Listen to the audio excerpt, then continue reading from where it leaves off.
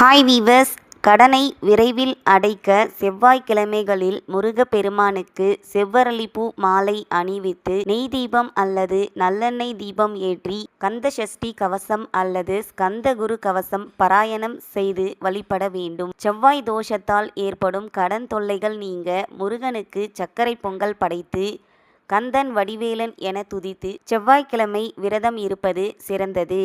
முருகனுக்கு உகந்த நாள் செவ்வாய்க்கிழமை என்பதால் குறிப்பாக அங்காரகன் செவ்வாய் பகவன் வழிபாடு செய்து முருகனை தரிசிப்பது கடன் பிரச்சனைக்கு ஒரு தீர்வாக இருக்கும். முருகப்பெருமானுக்கு செவ்வரளிப்பூ மாலை அணிவித்து வேல் வழிபாடு செய்வதால் கடன் சுமை குறையும். மாலை 5:30 மணி முதல் 8:30 மணிக்குள் முருகன் ஆலயத்தில் தீபம் ஏற்றி வழிபாடு செய்யலாம். கடன் சுமைகள் நீங்க திருச்செந்தூர் முருகன் கோவிலில் வழிபாடு செய்வது சிறந்தது என நம்பப்படுகிறது.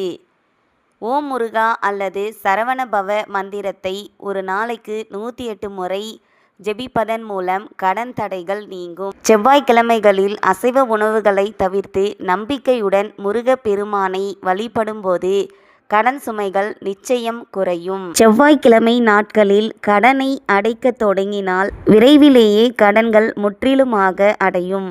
நன்றி.